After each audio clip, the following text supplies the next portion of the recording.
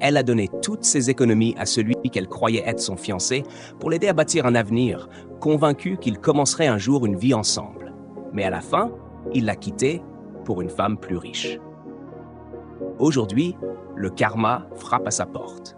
Vous voulez savoir ce qui s'est passé ensuite? Regardez jusqu'au bout pour le découvrir. Bonjour à tous, bienvenue sur ma chaîne. Si vous ne vous êtes pas encore abonné, cliquez vite sur le bouton d'abonnement pour ne rien manquer des derniers films nigérians que nous vous proposons. Aujourd'hui, nous allons parler d'un nouveau film nigérian captivant qui va bien au-delà du simple divertissement. Il regorge de leçons de vie à ne surtout pas manquer. Alors, entrons dans le vif du sujet. L'histoire commence avec une jeune et belle femme nommée Philo. On la voit courir en larmes vers un vieil homme qui venait de sortir de chez lui. Philo lui montre une nouvelle qui fait le buzz en ligne. Son fils, Johnny, celui qui devait l'épouser, est désormais fiancé à une autre femme. En sanglotant, déçue et bouleversée, elle supplie le vieil homme d'appeler immédiatement son fils. L'homme s'exécute et appelle Johnny, mais il découvre avec amertume que Johnny est effectivement passé à autre chose et qu'il veut que Philo en fasse de même. Philo est anéantie. Elle n'arrive pas à croire qu'après avoir tant investi dans cette relation et sacrifié toutes ses économies pour le soutenir lorsqu'il est parti à Lagos pour réussir, Johnny ait pu la trahir de cette façon. Quelques jours plus tard, déterminée et désespérée, Philo se rend à Lagos pour retrouver Johnny. Malheureusement, elle peine à trouver son appartement et finit par manquer d'argent. N'ayant plus d'option, elle l'appelle pour l'informer qu'elle est à Lagos, mais qu'elle est coincée. Elle le supplie de lui donner l'adresse de sa maison. À sa grande surprise, Johnny lui crie dessus au téléphone avant de raccrocher brutalement. Pensant qu'il s'agissait d'un problème de réseau, Philo tente de rappeler. Pendant ce temps, dans la chambre de Johnny, sa fiancée Joy entre et s'assoit pendant que Johnny sort un instant pour chercher quelque chose pour elle. Pendant son absence, l'appel de Philo arrive à nouveau. Curieuse, Joy décroche et reste confuse en entendant la voix paniquée de Philo à l'autre bout du fil. Lorsque Johnny revient et la voit avec son téléphone, Joy lui explique ce qui s'est passé. Johnny, réalisant qui était l'appelante, fait semblant qu'il s'agissait d'un mauvais numéro et bloque immédiatement le numéro de Philo. Malgré le blocage, Philo continue d'essayer de le joindre. Par hasard, un jeune homme séduisant nommé Tim la remarque assise seule dans les rues de Lagos. Inquiet pour sa sécurité, il l'aborde et lui explique que Lagos n'est pas sûr pour une femme seule la nuit. Tim, qui était dans le quartier pour chercher son patron, s'assoit avec elle et écoute son histoire. Touché par sa situation, il tente de l'aider à appeler Johnny, mais Johnny raccroche aussitôt qu'il entend la voix de Philo. Comme il se faisait tard, Tim propose à Philo de passer la nuit chez lui. Bien qu'hésitante au début, Philo finit par accepter après que Tim l'ait rassuré en lui disant qu'il n'est pas le genre d'homme qui lui ferait du mal. En arrivant à l'appartement, Tim lui explique que l'endroit ne lui appartient pas réellement. C'est celui de son ami. Et que le propriétaire prévoit de vendre la maison une fois le bail expiré. Tim lui demande ensuite si elle a faim et part dans la cuisine pour lui préparer quelque chose à manger pendant qu'ils discutent. Pendant ce temps, au village, le père de Johnny s'inquiète pour la sécurité de Philo. Son téléphone est en panne, ce qui l'empêche de la joindre. Le lendemain matin, Tim se lève tôt et discute au téléphone avec un ami d'une opportunité de travail comme chauffeur. Le poste exige que le candidat soit marié, mais Tim ne l'est pas. Il dit à son ami de ne pas s'en faire et de lui chercher autre chose. Plus tard, il réveille Philo et l'encourage à retourner au village. Philo, cependant, lui révèle qu'elle n'a pas assez d'argent pour le transport. Pris de compassion, Tim lui donne un peu d'argent pour qu'elle puisse gérer. Avant de partir, Philo, ayant entendu la conversation téléphonique de Tim plus tôt, lui propose de faire semblant d'être sa femme afin qu'il puisse obtenir le poste. Tim, surpris, appelle aussitôt son ami pour lui dire qu'il est maintenant intéressé par le poste et lui demande de ne pas le donner à quelqu'un d'autre. Quelques heures plus tard, Tim et Philo se rendent chez l'homme qui offre le poste, nommé Eric. Pendant un bref entretien, Eric leur pose quelques questions pour vérifier leur histoire. Par chance, Tim obtient le travail. et tous deux sont fous de joie. Tim est invité à commencer dès le lendemain. Le lendemain matin, Tim et Philo furent aperçus en train de nettoyer la cour ensemble. Ils semblaient prendre plaisir à la tâche, riant et discutant tout en travaillant. Pendant ce temps, Eric se tenait silencieusement à proximité, les observant avec une expression difficile à lire, avant de se retourner et de rentrer à l'intérieur. Par la suite, Philo entra dans la maison pour ranger le salon. Alors qu'Eric se préparait à partir pour le travail, il la remarqua en train de nettoyer et lui dit de ne pas se fatiguer, car il avait déjà quelqu'un engagé pour faire le ménage. Cependant, voyant que la maison était quelque peu en désordre, Philo insista pour terminer ce qu'elle avait commencé. Peu après, Tim la rejoignit et ils quittèrent la maison ensemble. Plus tard dans la journée, Philo était au téléphone avec le père de Johnny. Elle s'inquiétait de ne pas avoir eu de ses nouvelles depuis plusieurs jours. Pendant leur conversation, le père de Johnny lui expliqua pourquoi il avait été injoignable. Philo le rassura en lui disant de ne pas se faire de soucis pour elle et de bien prendre soin de lui. Après quelques paroles affectueuses échangées, ils mirent fin à l'appel. Ce soir-là, Eric et Tim rentrèrent à la maison. Philo les accueillit chaleureusement, laissant transparaître sa joie en les voyant revenir. Eric rentra directement, laissant Tim et Philo dehors à discuter un moment avant que Tim ne le rejoigne à l'intérieur pour déposer son sac dans la chambre. Dans sa chambre, Eric fut agréablement surpris et impressionné par la propreté et l'organisation de l'espace. C'était une nette amélioration. Le lendemain, Tim et Philo étaient vus en train de partager une conversation légère et pleine de rire. Eric, qui se trouvait non loin, ne pouvait s'empêcher de leur lancer de temps en temps des regards furtifs. Plus tard, Eric était assis seul sur le canapé du salon, plongé dans ses pensées. En observant la complicité entre Tim et Philo, il ne pouvait s'empêcher d'admirer la sincérité de leur relation et se surprit à souhaiter trouver un jour une femme comme Philo. Tandis qu'il était perdu dans ses réflexions, Tim entra et lui remit un colis à livrer à l'un de ses clients. L'après-midi suivant, alors qu'Eric était dans le salon, Philo s'approcha de lui pour lui dire qu'elle avait faim, mais ne pouvait pas attendre le retour de Tim, car elle ne savait pas utiliser le micro-ondes pour réchauffer son repas. Eric, décidant de l'aider, l'accompagna à la cuisine pour lui réchauffer sa nourriture. Un peu plus tard, Tim rentra. Le visage de Philo s'illumina de joie, alors qu'elle se précipita vers lui, tout excitée de lui raconter ce qui s'était passé. Elle se hâta ensuite d'aller à la cuisine pour lui préparer à manger, tandis qu'Eric observait silencieusement leur interaction avant que Tim n'aille se reposer. Ce même jour, Johnny et Joy furent vus dans leur chambre, partageant un moment tendre. Johnny, visiblement enthousiaste, exprima son impatience de voir le cousin de Joy finaliser un accord important pour lui. Le lendemain matin, Tim et Philo rejoignirent Eric dans le salon où il travaillait sur son ordinateur portable. Ils s'assirent pour discuter avec lui. Tim informa Eric que Philo devait voyager au village le lendemain pour aider à des travaux agricoles pendant quelques semaines. Eric, surpris car cela n'avait jamais été convenu, marqua une pause avant d'accepter de la laisser partir. Le jour suivant, alors que Philo se préparait à partir, Tim lui avoua combien elle allait lui manquer. Ils partagèrent une conversation touchante en rentrant dans la maison. À ce moment-là, Eric arriva et annonça à Philo qu'il avait transféré 200 000 Naira sur son compte. Submergé de gratitude, Philo le remercia chaleureusement. Eric lui dit au revoir avant de retourner à l'intérieur. Avant de partir, Philo proposa d'envoyer 100 000 Naira à Tim en guise de remerciement, mais il refusa, l'encourageant plutôt à utiliser l'argent pour son projet d'entreprise. Après cela, ils se mirent en route pour la gare routière. De retour dans le salon, Eric semblait nerveux et agité. Peu après, Tim revint pour l'informer qu'il avait bien déposé Philo à la gare. Quelques heures plus tard, Philo arriva saine et sauve au village. Elle alla rendre visite au père de Johnny et lui raconta tout ce qu'elle avait vécu à Lagos. Après leur conversation, elle retourna chez elle. Le lendemain, alors qu'elle faisait des courses, Philo eut une vive altercation avec quelqu'un au marché. La personne lui lança des insultes qu'elle ne s'attendait pas à entendre.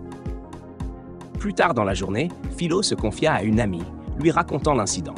Tout en discutant, elle tenta de lui expliquer sa version des faits, soulignant que ce qui s'était passé n'était pas de sa faute. Cette nuit-là, Eric rentra chez lui complètement ivre. Peu de temps après, il se rendit compte que son portefeuille avait disparu, celui qui contenait 5 $. Pris de panique, il appela immédiatement Tim pour lui demander de vérifier la voiture. En même temps, Eric appela un ami qui avait assisté à la fête pour savoir si le portefeuille avait été oublié là-bas. Plus tard, l'ami rappela, mais dit qu'il n'avait rien trouvé. Eric était profondément déçu de lui-même pour avoir été aussi négligent. Peu après, Tim revint pour lui confirmer qu'il avait fouillé la voiture, mais malheureusement, il n'avait rien trouvé non plus. Il tenta de rassurer Eric, l'encourageant en lui disant que tout finirait par s'arranger. Le lendemain, de retour au village, Philo subissait les moqueries des villageois. En colère et frustrée, elle alla se plaindre au père de Johnny de toutes les humiliations et du traitement cruel qu'elle endurait. Pendant qu'ils discutaient, Johnny appela, mais son père refusa de répondre par colère contre son fils. Pendant ce temps, à Lagos le même jour, Tim retrouva le portefeuille d'Eric dans la voiture et le lui rapporta. Eric fut fou de joie et soulagé. Reconnaissant, il promit d'ajouter 200 000 Naira au salaire de Tim. Alors qu'ils discutaient, la conversation dériva sur Philo et le fait qu'elle était retournée au village pour travailler dur et gagner sa vie. Eric surprit Tim en lui annonçant qu'il pouvait trouver un emploi pour Philo à Lagos avec un salaire de 150 000 Naira. Tim fut à la fois surpris et profondément reconnaissant de la générosité d'Eric. Après quelques échanges, Tim prit congé. Plus tard, Philo et Tim eurent une conversation téléphonique. Philo confia à Tim combien la vie était devenue difficile au village et à quel point les moqueries constantes des villageois l'affectaient. Elle avoua qu'elle avait envie de quitter le village, mais n'avait nulle part où aller. Tim la rassura et lui proposa de revenir à Lagos pour rester avec lui. Il lui parla également du plan d'Eric pour lui offrir un travail rémunéré 150 000 Naira. Philo, submergée de bonheur, dit qu'elle avait besoin d'y réfléchir. Ils mirent fin à l'appel peu après. Le lendemain, Philo retourna à Lagos. Eric fut sincèrement heureux de la revoir. Après l'avoir accueilli chaleureusement, il monta à l'étage, laissant Philo et Tim profiter de leur moment ensemble, riant et discutant joyeusement. Depuis l'étage, Eric les observait en silence. 2 jours plus tard, Eric était seul dans sa chambre, luttant contre ses propres sentiments. Il commençait à réaliser qu'il était tombé amoureux de Philo. La pensée le surprit, mais il ne pouvait plus le nier. Ses sentiments étaient bien réels. Le jour suivant, Eric descendait les escaliers tout en discutant au téléphone avec son cuisinier. Visiblement agacé, il avait une vive altercation. Curieuse, Philo lui demanda ce qui se passait. Eric expliqua la situation et Philo lui proposa de préparer elle-même le repas. Soulagé, Eric accepta et lui demanda même de lui envoyer son numéro de compte pour qu'il puisse lui transférer de l'argent afin qu'elle achète tout ce dont elle aurait besoin. Après cela, il partit au travail. Plus tard dans la journée, Philo servit le repas à Eric. Lorsqu'il goûta la nourriture, il fut agréablement surpris par la qualité et le goût. Ils discutèrent tranquillement un moment avant que Philo ne le laisse savourer son repas. Le lendemain matin, alors que Tim conduisait Eric au bureau, ce dernier exprima sa déception face à une proposition commerciale médiocre présentée par un de ses employés. Ayant entendu cela, Tim tenta de suggérer quelques idées pour améliorer la situation. Mais Eric le remercia poliment et lui dit de se concentrer sur sa conduite. Plus tard dans la journée, Tim et Philo étaient dans la cour arrière, discutant de manière détendue. Tim confia à Philo qu'il avait beaucoup vécu et qu'il se sentait prêt à se poser. Sans qu'il le sache, Eric avait entendu toute leur conversation. Bien qu'il n'ait pas apprécié qu'il lui ait menti sur leur statut marital, il décida de ne rien dire. Cependant, il était secrètement soulagé d'apprendre que Philo n'était pas réellement marié. Le lendemain, Eric rentra du travail avec un sac cadeau pour Philo. Celle-ci, stupéfaite, le remercia sincèrement. Après qu'Eric soit monté à l'étage, Philo ouvrit le sac et découvrit de magnifiques robes de grande valeur. Tim fut également surpris par la qualité des vêtements et taquina Philo en disant qu'Eric devait sûrement avoir des sentiments pour elle. Mais Philo eut du mal à y croire. Le jour suivant, Tim offrit aussi un petit cadeau à Philo, ce qui la surprit encore davantage. Plus tard, Eric lui demanda de s'asseoir pour une conversation sérieuse. Il lui posa alors directement la question.